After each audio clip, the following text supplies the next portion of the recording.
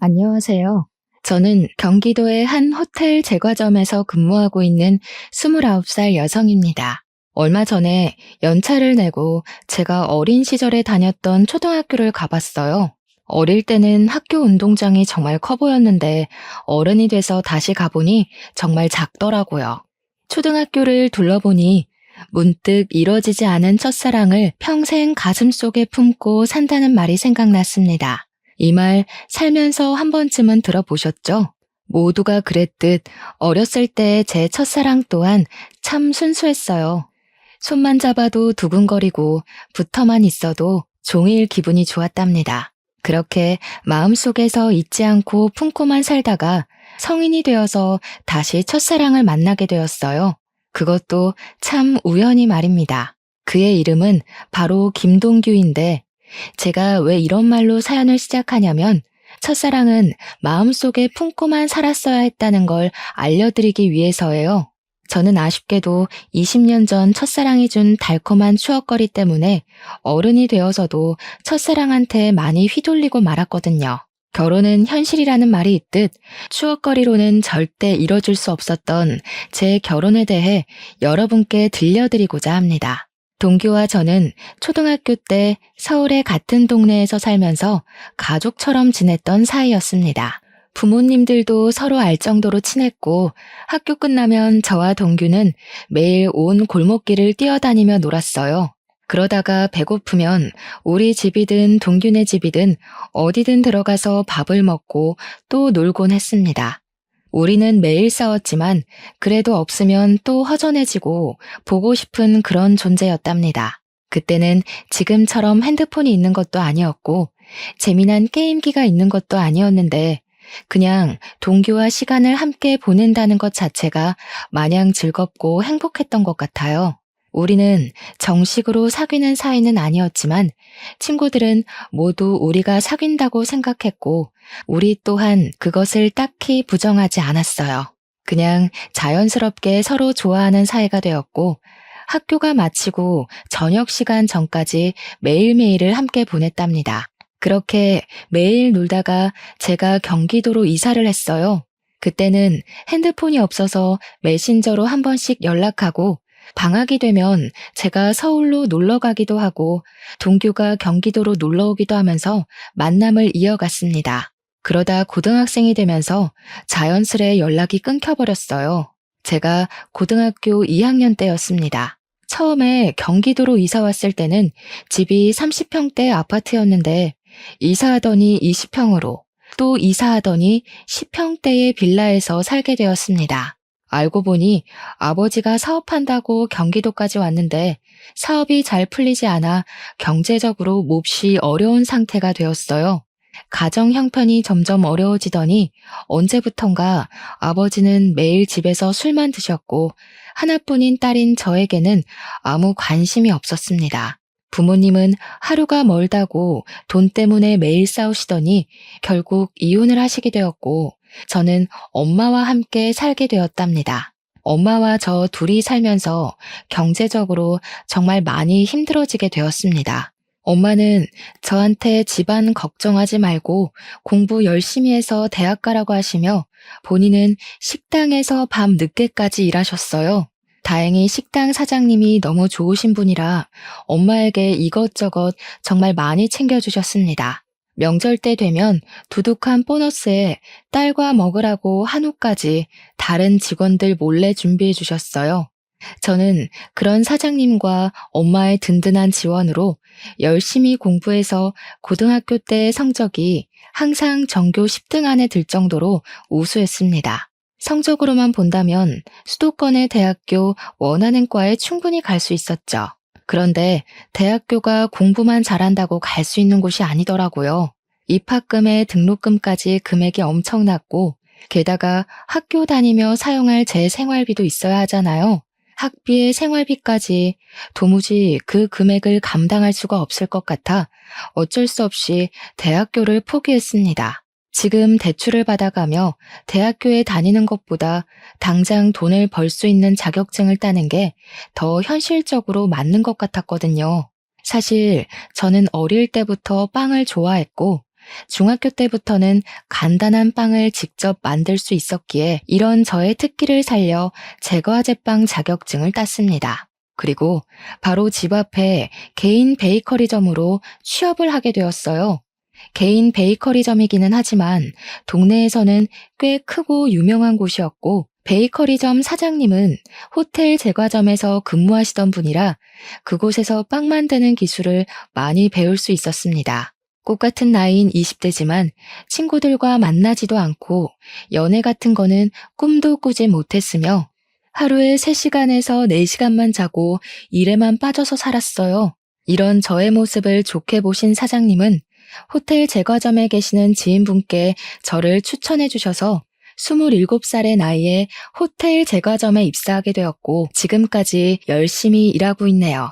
지금은 이렇게 제과점에서 일하고 있지만 나중에는 제 이름을 건 빵집을 차리는 것이 제 소원입니다. 그래서 그날을 위해 열심히 배우고 일하고 있답니다.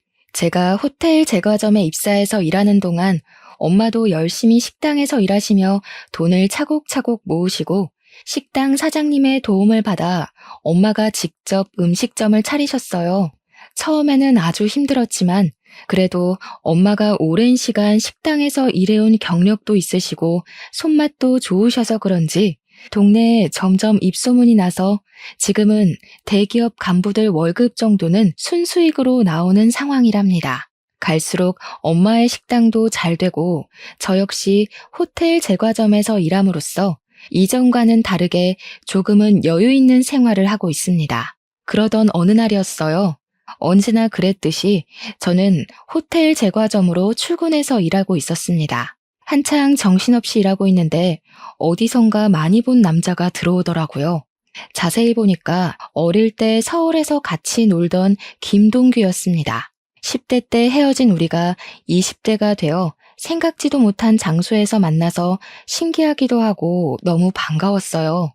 동규에게 아직도 예전에 그곳에서 사느냐고 물었더니 20살 때 어릴 적 같이 살던 서울에서 경기도로 이사를 했대요.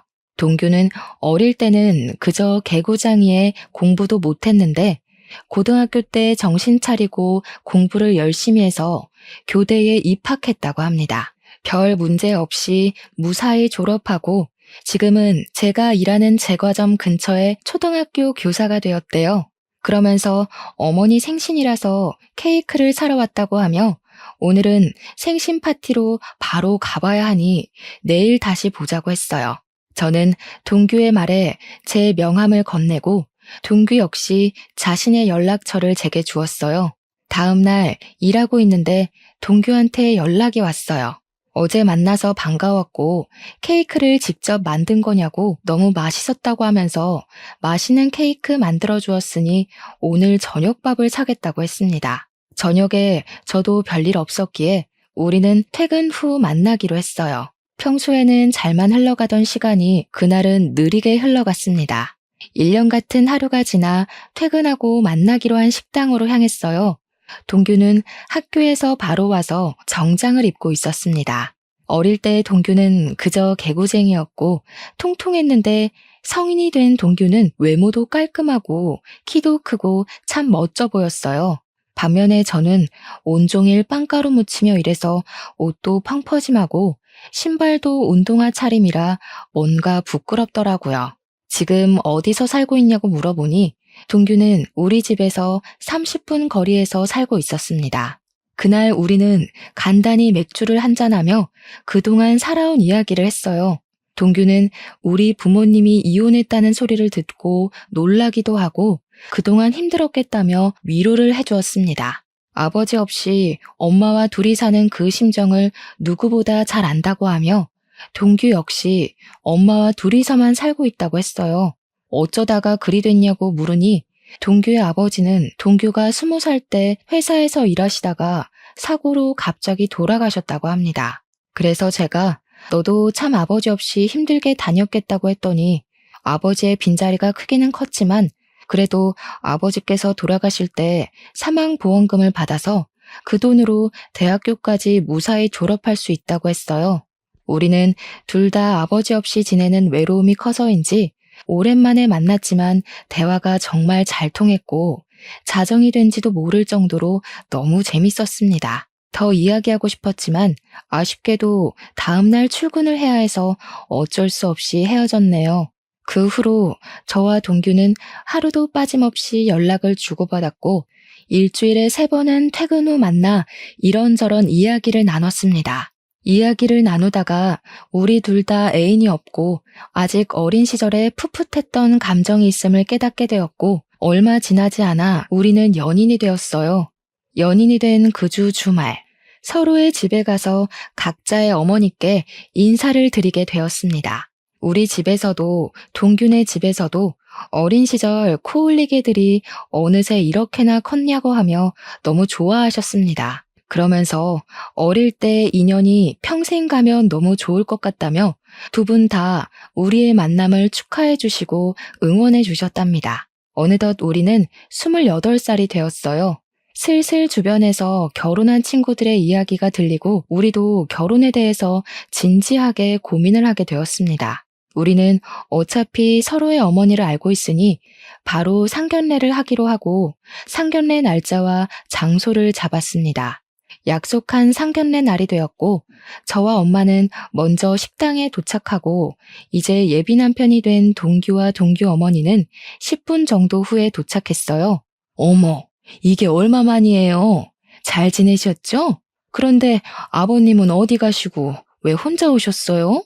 엄마, 사실은 희준의 부모님 고등학교 때 이혼하셔서 희준은 지금 엄마랑 살고 있어. 뭐? 이혼? 희준 네가 이혼했단 말이야? 아니 어쩌다가 너는 왜 그런 말을 미리 안 했어? 이혼 가정이면 조금 곤란한데? 성격 문제로 희주 아빠랑 어쩔 수 없이 갈라졌습니다. 그런데 이혼했어도 저는 우리 딸 부끄럽지 않게 키웠습니다. 지금 모아둔 돈도 있고요. 그러니 우리 집 가정 형편 말고 희주 자체만을 봐주세요. 맞아. 엄마도 어릴 때 희주 엄청 야무지다고 좋아했잖아.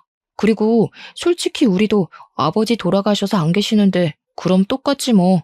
안 그래? 얘는 아버지가 사고로 어쩔 수 없이 돌아가신 거랑 부모님이 싸워서 이혼한 거랑 같니? 그리고 어릴 때 야무지다고 해도 결혼 생활은 또 다르지. 참, 저번에 집에 왔을 때 물어본다는 거 깜빡했는데 너 대학교는 어디 나왔니? 저 사실은 대학교는 가지 못했어요. 대신에 20살부터 계속 제과업계에서 경력 쌓아서 지금 호텔에서 근무하고 있는 겁니다. 뭐야, 그럼 고졸이야? 우리 집은 나, 먼저 하늘에 간 우리 남편, 우리 아들까지 셋 다 대졸인데 말이야. 너랑 동규랑 결혼하면 우리 집에서 너만 고졸이네? 고졸의 이혼 가정이라. 일단 알겠다. 그리고 희주 어머니, 혹시 희주 결혼하면 어떻게 하실 작정이세요? 혼자 사시는 거죠? 어떻게 다 큰 아이들과 같이 살아요. 그리고 저는 식당 운영해야 해서 같이 있을 시간도 없습니다. 동규 어머니, 우리 희주 비록 이혼 가정에서 자라기는 했지만 아버지의 빈자리가 느껴지지 않게 최선을 다해 사랑을 듬뿍 주며 키웠습니다. 그러니 걱정하지 마시고 우리 아이들의 연이 오래되기도 했고 서로 좋아하니 희주 이쁘게 봐주세요. 예비 남편이 미리 저에 대해 말하지 않았는지 예비 시어머니는 제가 고졸의 이혼 가정에서 자랐다는 사실을 아예 몰랐습니다. 예비 시어머니는 상견례장에서 모든 사실을 알게 되자 매우 당황해하며 저를 대놓고 마음에 들지 않아 하셨어요. 그리고 이야기하다가 혼수와 신혼집 이야기가 나왔습니다. 신혼집은 예비 시댁에서 신혼집 혼수는 우리 집에서 장만하기로 하고 예단비 같은 것들은 서로 주지도 말고 받지도 말자고 했어요. 그리고 저와 예비 남편의 일정에 맞춰서 4개월 뒤에 결혼식을 올리기로 날짜를 잡았습니다. 그렇게 상견례는 끝이 났어요. 상견례 후 예비 남편은 친구들에게 우리가 결혼한다고 자랑을 하고 싶다고 했습니다. 예비 남편은 서울에서 고등학교까지 다녀서 꾸준히 초등학교 동창회 모임을 나갔고 여전히 초등학교 동창들과 아직도 연락하고 지냈습니다. 예비 남편은 다음 주 주말에 친구들과 만나기로 약속을 잡겠다고 하며 저한테도 같이 서울에 가자고 했어요. 저 역시 어린 시절 친구들이 보고 싶어서 알겠다고 했네요. 약속한 다음 주 주말. 설레는 마음으로 초등학교 친구들을 보러 갔어요. 중학교 이후로는 처음 보는 친구들이 저를 보며 너무 반가워해주고 저도 어린 시절의 그 모습 그대로 있는 친구들을 보니 신기하고 마냥 좋았습니다. 친구들은 우리가 결혼을 한다니 어릴 때 그렇게 손잡고 다니더니 결혼까지 하냐며 진심으로 축하해 주었어요. 친구들은 결혼식에 꼭 갈 테니 청첩장 나오는 대로 연락 달라고 하고 신혼집 정리되면 집들이 하라고 상화였습니다. 우리는 너무 반가워하며 밤늦게까지 신나게 놀다가 지하철 막차를 타고 겨우 집으로 들어갔어요. 친구들에게 결혼 사실을 알린 후 우리는 본격적인 결혼 준비를 시작했습니다. 일단 결혼식장과 스드메를 알아보러 다녔어요. 남들은 결혼식장 고르고 스드메 준비할 때 많이 싸운다던데 우리 둘은 취향이 비슷해서인지 큰 다툼 한 번 없이 바로바로 결정되었습니다. 그리고 신혼집을 알아봤어요. 우리의 경제적인 형편과 회사와의 거리 등 모든 것을 생각해 보니 우리가 살 수 있는 집이 두 채가 있었습니다. 금액은 둘 다 비슷했고 하나는 방 두 칸에 우리 둘의 회사 가운데에 있는 집이고 다른 하나는 방 세 칸에 남편 회사와 가까운 곳에 있는 집이었어요. 저는 방 두 칸짜리 집을 원했습니다. 왜냐하면 그 집이 제 회사와의 거리가 차로 15분 거리이기도 했고 햇빛도 잘 들고 뭔가 집 분위기가 참 좋아 보였어요. 하지만 세 칸짜리 집으로 가면 회사와의 거리가 40분으로 늘어나고 무엇보다 햇빛이 잘 들지 않는 것 같았습니다. 그래서 저는 두 칸짜리 집을 원했는데 예비 남편은 남편 회사와 집이 가까운 세 칸짜리 집을 원했어요. 거리도 거리였지만 남편 주변에 결혼한 형들이 아이 생기고 나서 아이 방 만든다고 이사 다니면 힘드니까 신혼집은 되도록 큰 곳으로 구하라고 했대요. 게다가 방 세 칸짜리 집은 전에 살던 집주인이 해외로 이민 가면서 냉장고, 세탁기, 장롱, 에어컨 등 어지간한 것들을 다 두고 가는 상황에다가 집주인 성격이 깔끔해서인지 가구들 상태도 최상급이었습니다. 거의 풀옵션인 상황이라 따로 살 것은 침대밖에 없었어요. 예비 남편은 보기 드문 풀옵션에 우리도 결혼하고 아이가 생길 텐데 그때를 생각해서 아예 방이 3개 있는 집을 신혼집으로 하자고 했습니다. 저는 처음에는 반대했지만 남편의 말을 들어보니 틀린 말은 아닌 것 같아서 남편의 말에 수긍하기로 했어요. 회사와 집의 거리가 멀다는 것이 문제이기는 했지만 저는 출퇴근 시간이 규칙적이지 않아서 아예 새벽 아니면 오후에 출근을 하는 반면 예비 남편은 차가 많이 다니는 시간에 출퇴근하니 차라리 남편의 회사가 가까운 곳으로 가는 것이 더 낫겠다는 생각이 들었어요. 그래서 방 3칸 집을 우리의 신혼집으로 결정했습니다. 저와 예비 남편은 예비 시댁에 가서 방 3칸짜리 집으로 정했다고 말씀드렸어요.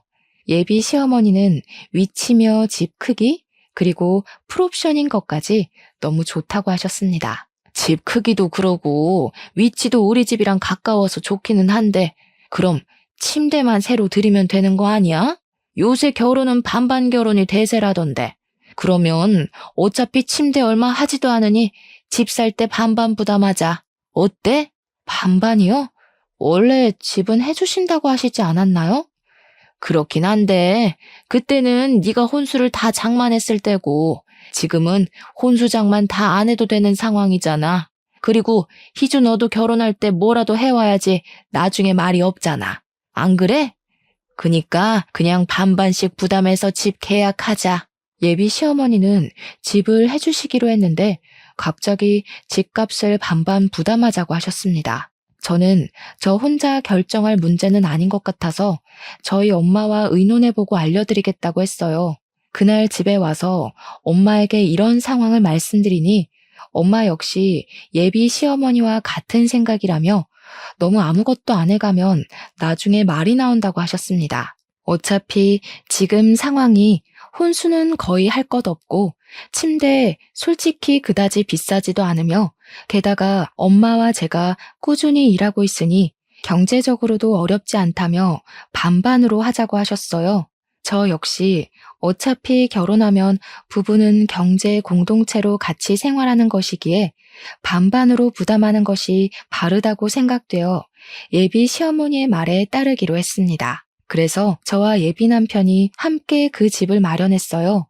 당연히 명의도 공동 명의로 했답니다. 신혼집을 구했으니 이제 침대를 알아보러 다녔어요. 내 주변에 결혼한 언니들의 이야기를 들어보면 신혼 때 아예 훗날 태어날 아기까지 생각해서 큰 침대를 사는 게 좋다고 들었습니다. 저와 예비 남편은 둘 다 아기들을 좋아해서 결혼하면 바로 아기를 가질 생각이었기 때문에 패밀리 침대를 사기로 하고 바로 계약했습니다. 그런데 예비 남편이 그 옆에 있던 1인용 침대도 사자는 것입니다. 싱글 침대는 왜 사냐고 했더니 부부 침실로 사용할 큰 방을 빼면 방이 2개가 남는데 이 방 중 하나를 게스트룸처럼 사용해서 어머니들이 오시면 그 방에서 주무시게 하자는 거예요. 사실 아기 생기기 전까지 방 하나는 남편 취미방으로 사용하고 다른 방 하나는 제 서재로 사용하려고 했는데 뭐 이렇게 하는 것도 나쁘지 않겠다 싶어 싱글 침대도 계약하고 작은 장롱까지 계약했습니다. 이렇게 가구까지 다 샀고 결혼식 전에 가구만 집에 들이면 되었어요. 이어서 웨딩 촬영도 하고 청첩장도 만들었습니다. 저와 예비 남편은 지인들에게 청첩장을 돌리며 행복하게 살 날만 손꼽아 기다리고 있었어요.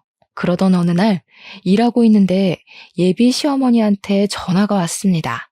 지금 제가 일하는 곳 근처에 볼 일이 있어서 왔는데 잠깐 나올 수 있냐는 거예요. 마침 한가한 시간이라 잠깐 시간이 될 것 같아 30분 정도는 여유 있으니 가겠다고 했습니다.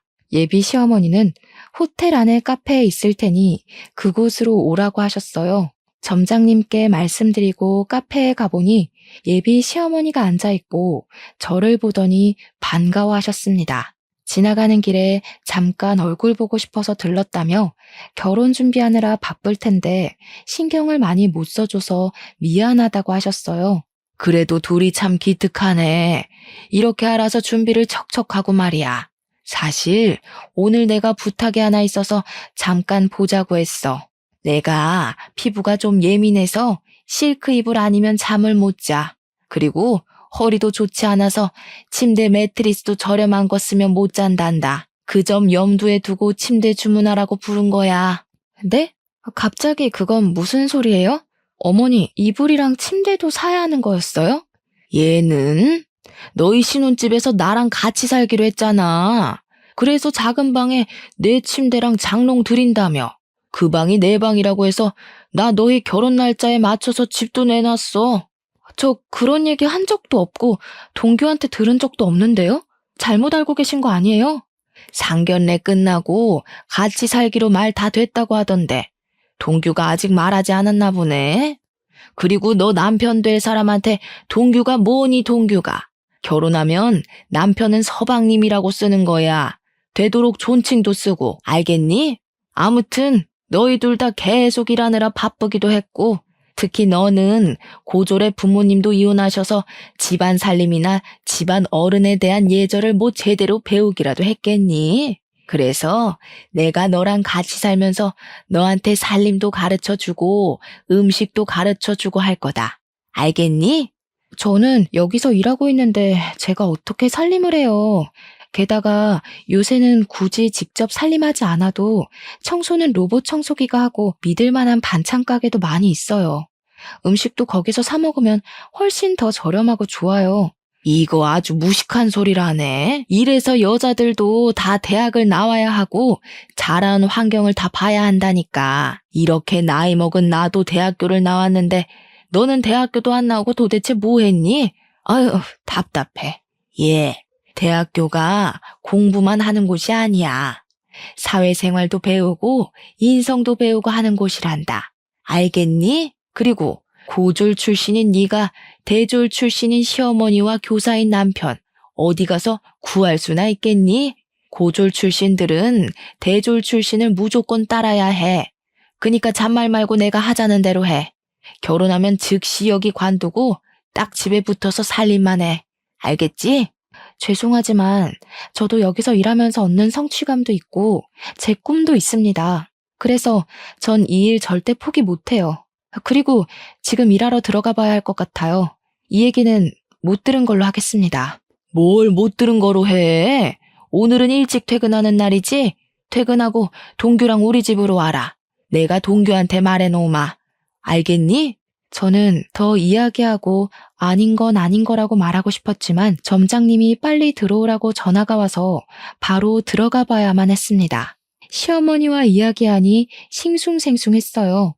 저는 예비 남편과 저 단둘이서만 살기를 바랐습니다. 솔직히 결혼하는 모든 신혼부부가 다들 그러지 않겠어요?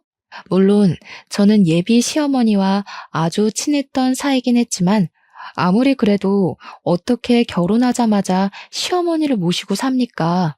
게다가 제가 집에만 있는 사람도 아니고 저는 일을 하고 이 일로 반드시 이루고 싶은 꿈도 있는데 그 모든 것을 다 포기하고 집에만 있으라니 말이 되지 않았습니다. 저는 일단 이따가 퇴근하고 예비 남편을 만나 이게 어찌된 상황인지 물어보기로 했어요.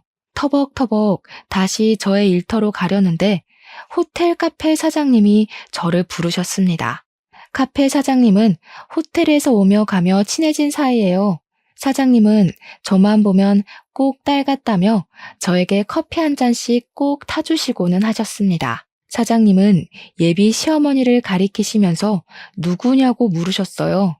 저는 저의 예비 시어머니라고 했더니 사장님은 혹시 이순자 씨 아니냐는 거예요. 저희 예비 시어머니 성함이 맞아서 어떻게 아시느냐고 물었습니다.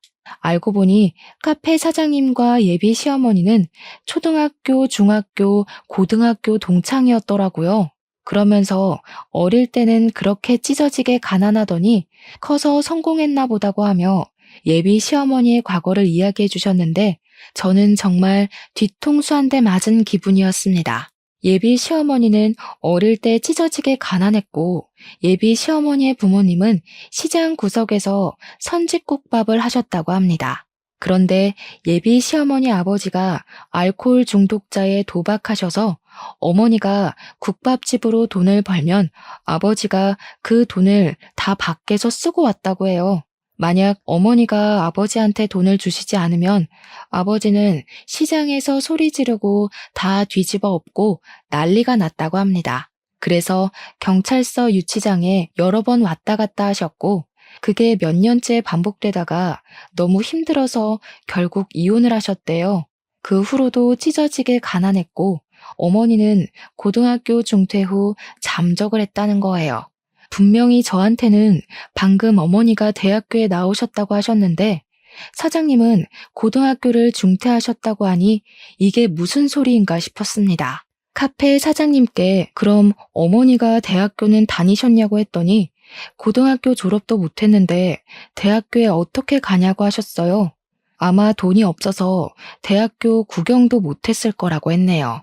그렇게 힘들게 살던 사람이 여기 호텔 카페도 다오고 정말 성공했나 보다고 했습니다.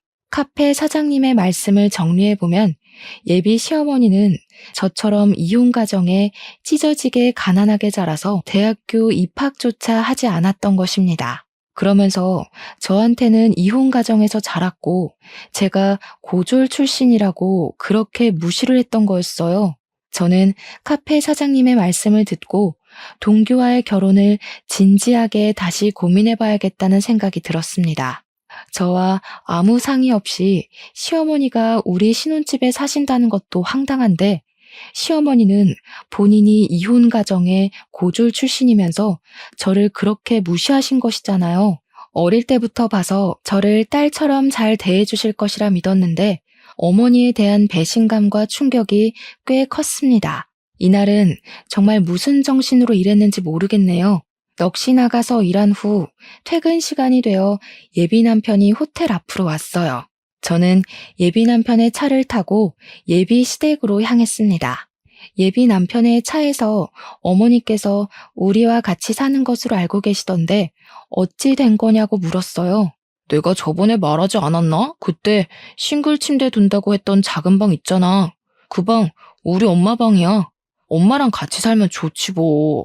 솔직히 너도 일하고 나도 일해서 집안 청소해 줄 사람도 없는데 엄마가 집안일도 좀 봐주고 그러다 아기 생기면 아이도 좀 봐주시고 하면 좋지. 안 그래?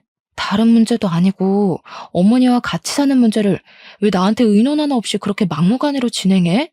그게 너랑 의논까지 할 문제야? 어차피 너도 우리 엄마 불편하게 생각하지 않잖아. 그리고 너랑 우리 엄마 사이가 보통의 고부 사이야? 우리 초등학교 때 생각 안 나? 너 뛰어놀다가 흙 묻고 넘어져서 오면 너 씻겨주기까지 했는데 같이 사는 게 뭔 문제야? 그냥 엄마처럼 생각해. 그리고 나 결혼하면 엄마 이제 혼자 사시는데 어떻게 따로 살아? 내가 유일한 아들인데. 그럼 우리 엄마도 같이 살아. 우리 엄마도 이혼하시고 혼자잖아. 나도 엄마의 유일한 딸이니까 그래도 되는 거지? 방 3개니까 한 개는 우리 쓰고 작은 방 2개 중에 하나는 우리 엄마, 다른 하나는 너희 엄마 쓰시게 하면 되겠네. 뭐? 어떻게 사돈이 같이 한 지붕에서 사냐? 듣기만 해도 세상 불편하네. 너네 엄마는 우리 집에서 살아도 되고 우리 엄마는 우리 집에서 살면 안 되냐? 게다가 이 집이 너 혼자 마련했어? 나도 절반은 마련했어. 그리고 집에 들어간 침대, 장롱은 다 내가 산 거 알지? 이 집에 대한 지분 나도 적어도 절반은 있어. 그니까 너네 엄마 모시고 살려면 우리 엄마도 모시고 살아. 저와 예비 남편은 예비 시댁으로 가는 길 내내 싸웠습니다. 그렇게 서먹해진 채로 예비 시댁에 들어갔어요. 예비 시어머니는 소파에서 팔짱을 딱 꼬고 화가 잔뜩 난 채로 앉아 계셨습니다. 그리고 예비 시어머니 앞에는 종이 한 장이 놓여 있었어요. 종이에는 제가 결혼하면 같이 살면서 해야 할 일이 적혀 있었습니다. 예비 시어머니는 제가 오자마자 저한테 종이를 던지셨어요. 내용을 보니 예비 남편 집의 제삿날 친척들의 생신이 쭉 적혀 있더라고요. 봤니? 네가 이혼 가정의 고졸 출신이라 아무것도 모를 것 같아서 얘기하는데 자고로 여자가 시집 가면 시댁의 행사는 목숨보다 귀히 챙기는 거다. 알겠니? 그리고 조금 있으면 명절이지? 명절날에는 친정에 갈 생각 추호도 하지 말아라. 출가 외인이라고 들어봤지? 고졸 출신이라 모르나? 시집간 딸은 남이라는 뜻이야. 이제 친정은 못 가. 그리고 만약에 내가 아프면 나 요양원에 보낼 생각하지 말고 평생 네가 날 돌봐야 한다. 그게 며느리고 여자야. 알겠니? 글쎄요, 이건 아닌 것 같은데요. 옛날에야 남자가 집도 해주고 경제적으로 도움을 주니까 그렇게 살아왔지만 이제 시대가 변했어요. 여자도 같이 일하고 집도 같이 준비해오는 마당에 왜 여자라는 이유로 이렇게까지 해야 하죠? 저는 그렇게 못 삽니다. 뭐? 그게 지금 말이라고 하는 거니? 어릴 때는 야무지고 똑똑했던 애가 이혼 가정에서 자라서 멍청해졌네. 그래, 너도 맞벌이하고 집도 반반으로 준비해왔어. 그래도 넌 고졸 출신이야. 태생이 고졸이라고. 지금 조건을 비교해봐라. 네가 우리 동규처럼 좋은 대학을 나왔니? 아니면 집안이 좋기를 하니? 고졸 출신의 이혼 가정에서 자란 너 따위가 대졸 출신인 시어머니와 교사인 우리 동규 같은 좋은 신랑감 어디 구할 수 있을 것 같아? 그니까 잔말 말고 고졸 출신인 너는 대졸 출신인 내 말을 무조건 따라야 해. 결혼하면 같이 살고 너는 회사 관두고 집에서 나한테 집안일 배워라. 알겠니?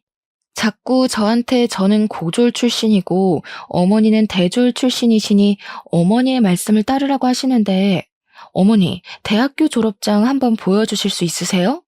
저 어머니 대학교 나왔다고 말만 들었지 증거는 하나도 못 봐서요.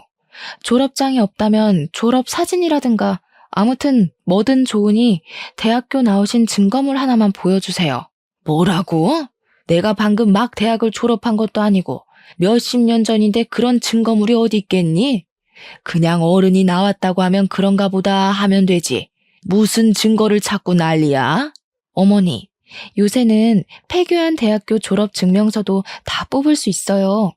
맘만 먹으면 동사무소에 가서라도 아니면 인터넷으로도 졸업증명서 발급받을 수도 있는데 한번 해볼까요? 어머니 대학교 어디 나오셨어요? 얘가? 내가 설마 대학교 나온 거를 거짓말할 사람으로 보이니? 이게 진짜 정신 나갔나? 지금 시모한테 대들어? 어머니, 사실 아까 어머니와 제가 있던 그 카페 사장님이 어머니의 초등학교, 중학교, 고등학교 동창이시더라고요. 어머니 성함도 잘 알고 계시던데요. 저 그분한테 어머니의 학창시절 다 듣고 왔습니다. 어릴 때 어머니 집안이 시장에서 선지국밥집을 하셨고 어머니 역시 저와 똑같은 이혼가정이시더라고요.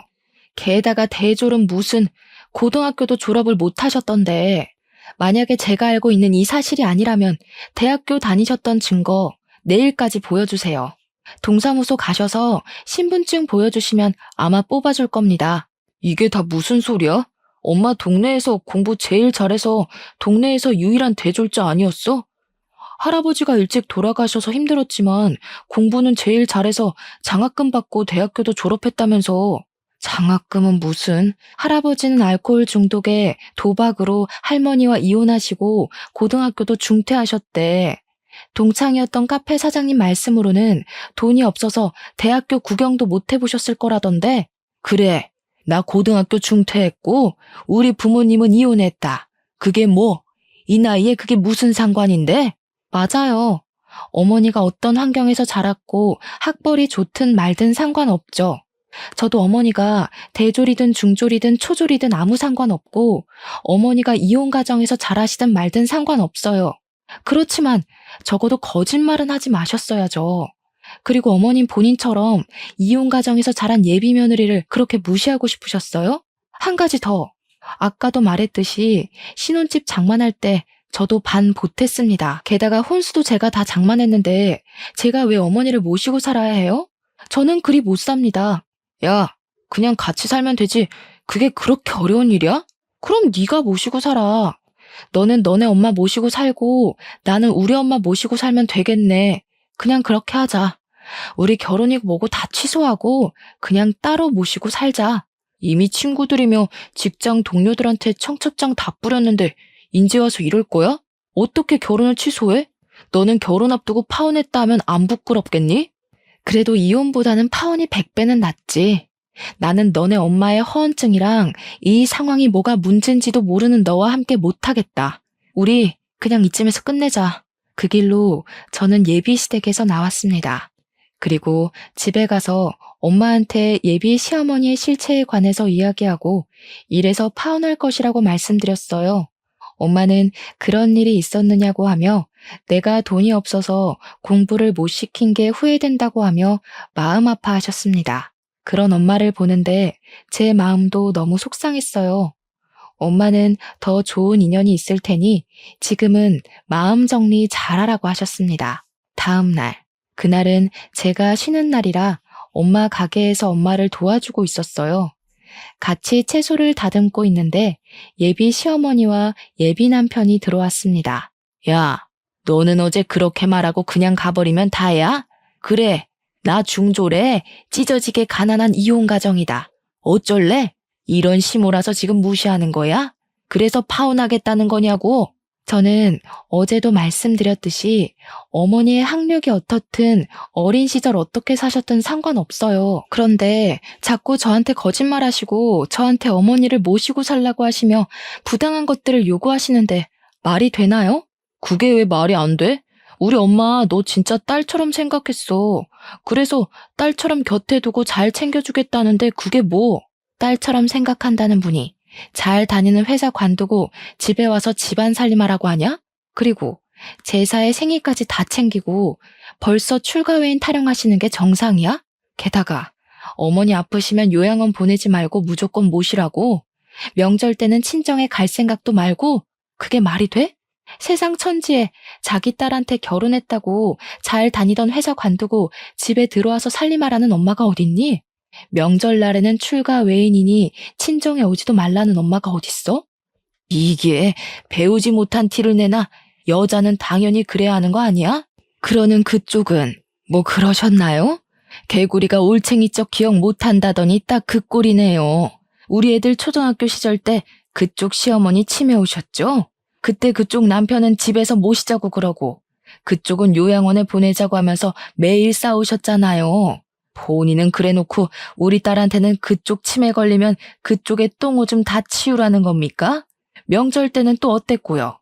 명절 아침에 해 뜨자마자 시댁에서 탈출했다고 좋아하던 사람이 누군데 우리 애한테는 친정에는 가지도 말라고 해요? 그쪽이나 제대로 하고 이런 요구하세요. 아시겠어요? 당장 나가요. 영업방해죄로 신고할 테니까. 엄마가 예비 시어머니의 과거 행적들을 하나하나 말하자 예비 시어머니는 아무 말도 못하고 그저 소리 지르고 화만 냈습니다. 끝까지 나가라고 했지만 끝까지 두모자가 나가지 않고 행패 부리길래 결국 경찰을 불러서 그들을 쫓아냈어요. 이렇게 저는 파혼하고 지금은 엄마와 저 둘이서 다시 예전처럼 오붓하게 살고 있답니다. 예식장과 신혼집, 가구 등을 다 취소하면서 위약금을 많이 물기는 했지만 인생 공부했다 생각하고 있어요.